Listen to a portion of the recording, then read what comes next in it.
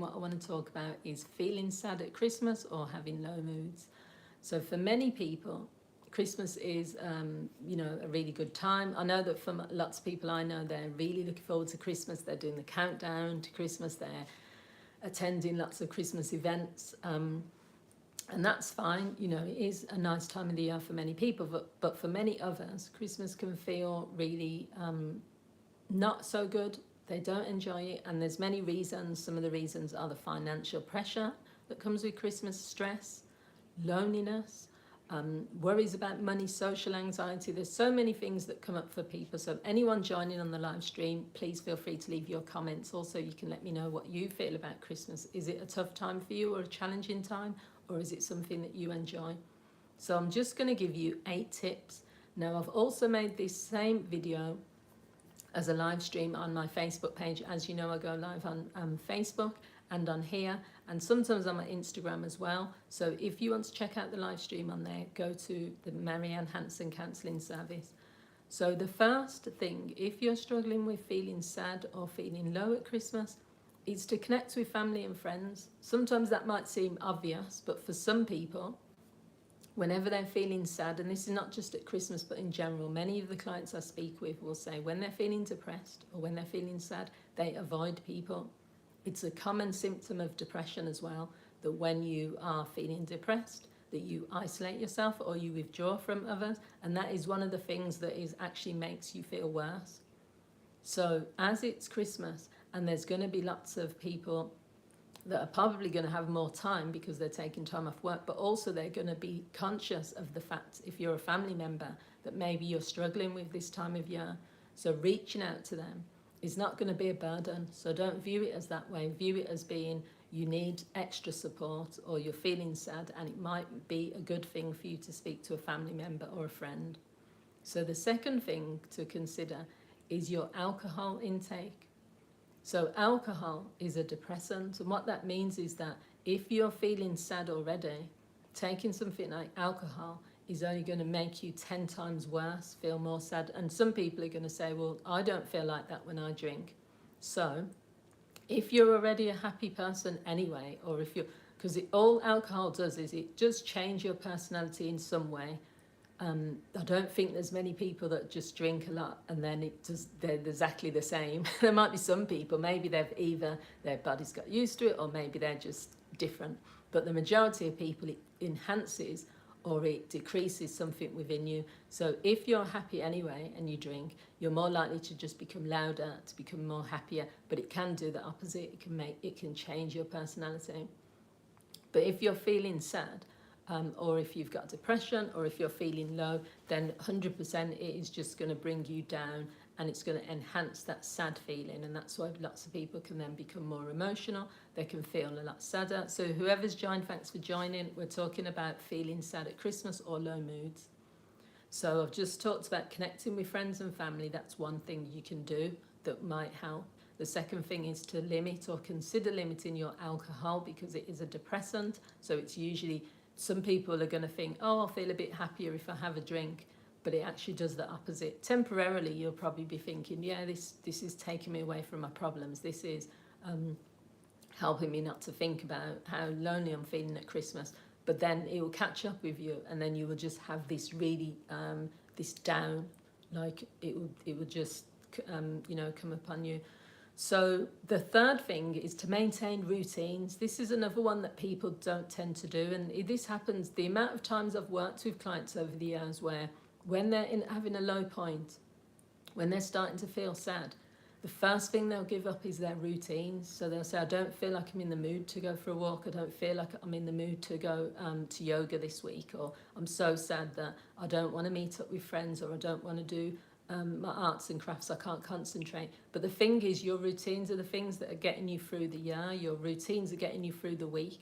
So if you quit all of those at Christmas, just because it's Christmas, then what's going to happen is you're going to start to feel low again, because if doing your jigsaws or your creative arts or pottery or whatever it is, your classes, has been helping you, the minute you stop doing them, you'll have nothing then to turn to.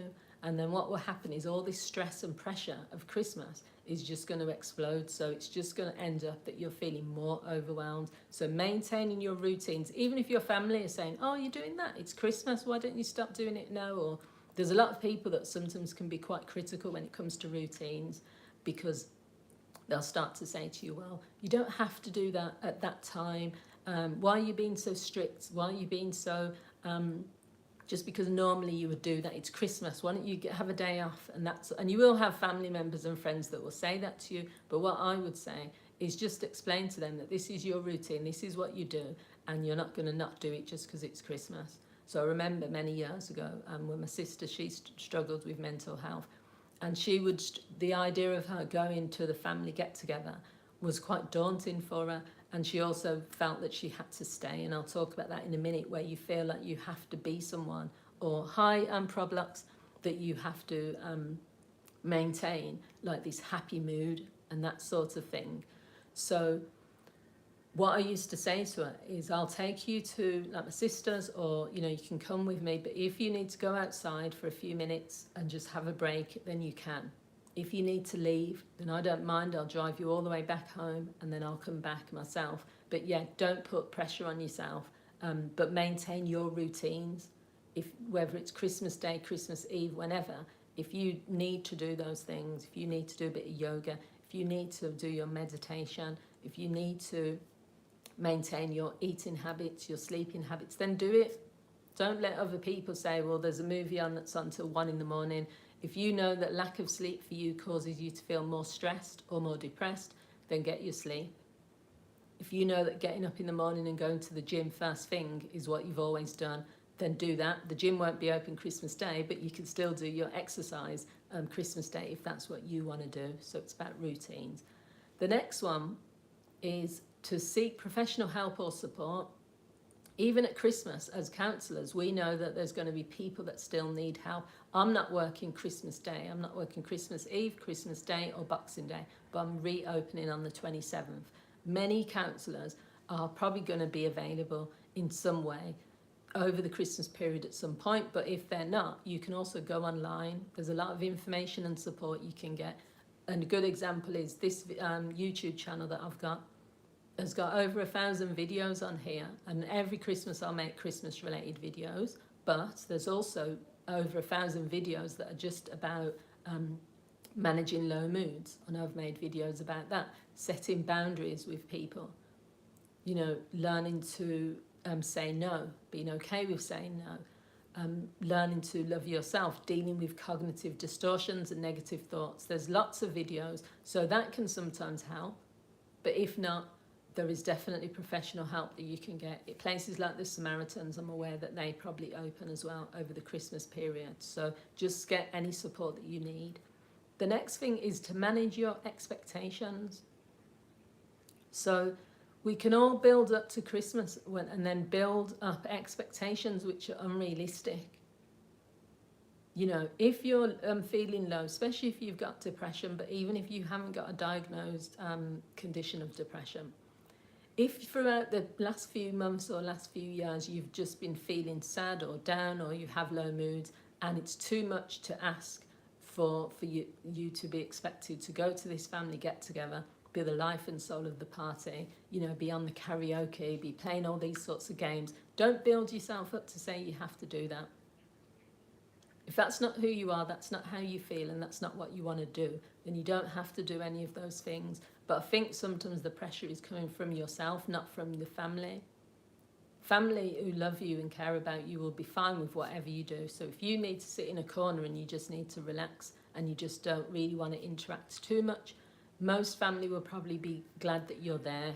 They'll say, at least this person showed up because we're so glad we get to see her or him.